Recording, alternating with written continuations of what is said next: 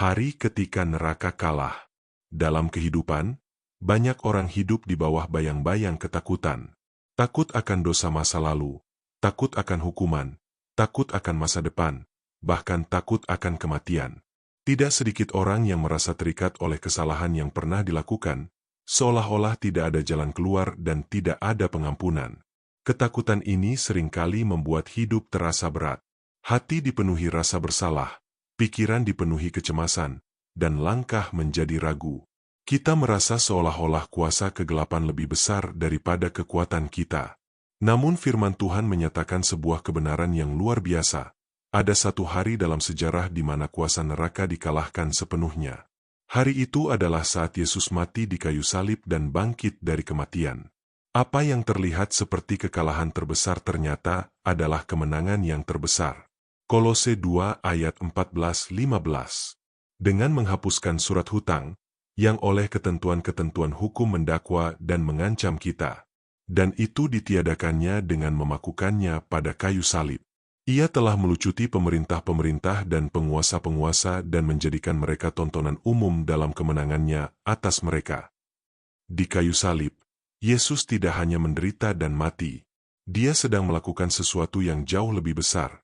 Dia menghapus dosa kita dan melucuti kuasa kegelapan. Semua tuduhan yang ditujukan kepada kita dipakukan di kayu salib bersamanya. Setiap dosa, setiap kesalahan, setiap pelanggaran, semuanya telah ditanggung oleh Yesus. Namun kemenangan itu tidak berhenti di salib. Kebangkitan Yesus adalah bukti bahwa kuasa maut dan neraka benar-benar telah dikalahkan. Maut tidak bisa menahan Dia. Kubur tidak bisa menguasai Dia. Yesus bangkit dalam kemenangan. Ibrani 2 ayat 14 berkata, supaya oleh kematiannya Ia memusnahkan dia, yaitu iblis, yang berkuasa atas maut. Ayat ini menunjukkan bahwa melalui kematian dan kebangkitannya, Yesus mematahkan kuasa iblis. Kuasa yang selama ini membuat manusia hidup dalam ketakutan telah dihancurkan. Artinya, kita tidak lagi hidup di bawah kuasa neraka. Kita tidak lagi diperbudak oleh dosa. Kita tidak lagi harus hidup dalam rasa bersalah yang berkepanjangan. Namun seringkali, walaupun kemenangan itu sudah terjadi, kita masih hidup seolah-olah kita kalah. Kita masih terikat oleh masa lalu. Kita masih merasa tidak layak. Kita masih membiarkan ketakutan menguasai hati kita.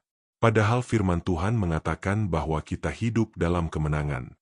Roma 8 ayat 1 berkata, demikianlah sekarang tidak ada penghukuman bagi mereka yang ada di dalam Kristus Yesus. Ini adalah kebenaran yang membebaskan. Tidak ada lagi penghukuman. Artinya, kita tidak perlu lagi hidup dalam rasa bersalah yang terus-menerus. Yesus sudah membayar harga itu. Dia sudah menanggung hukuman itu. Kita dipanggil untuk menerima pengampunan dan hidup dalam kebebasan.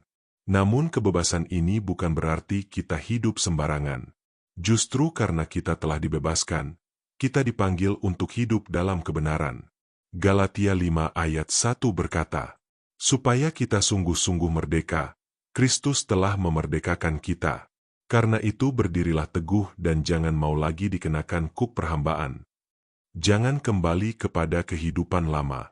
Jangan kembali kepada dosa yang dulu mengikat kita. Hiduplah sebagai orang yang sudah merdeka. Hari ketika neraka kalah adalah hari ketika kita menerima kemenangan dalam Kristus. Ini bukan kemenangan yang kita capai dengan usaha sendiri, tetapi kemenangan yang diberikan kepada kita sebagai anugerah. Mungkin hari ini kamu masih merasa terikat. Mungkin ada dosa yang terus mengganggu, atau masa lalu yang masih menghantui. Mungkin kamu merasa tidak layak untuk datang kepada Tuhan. Tetapi ingatlah, Yesus sudah menang. Tidak ada dosa yang terlalu besar untuk diampuni. Tidak ada masa lalu yang terlalu gelap untuk dipulihkan. Tidak ada ikatan yang terlalu kuat untuk dilepaskan. Hari ketika Yesus bangkit adalah hari ketika neraka kalah, dan kemenangan itu berlaku untuk hidupmu hari ini. 1 Korintus 15 ayat 57 berkata, tetapi syukur kepada Allah, yang telah memberikan kepada kita kemenangan oleh Yesus Kristus, Tuhan kita. Kemenangan itu sudah diberikan. Sekarang kita dipanggil untuk hidup di dalamnya. Jangan hidup dalam ketakutan. Jangan hidup dalam rasa bersalah. Hiduplah dalam iman, dalam kebebasan, dan dalam kemenangan yang sudah Tuhan sediakan. Mari berdoa. Tuhan, terima kasih karena Engkau telah mengalahkan kuasa dosa dan neraka melalui kematian dan kebangkitan MU. Aku percaya bahwa di dalam Engkau ada kemenangan untuk hidupku.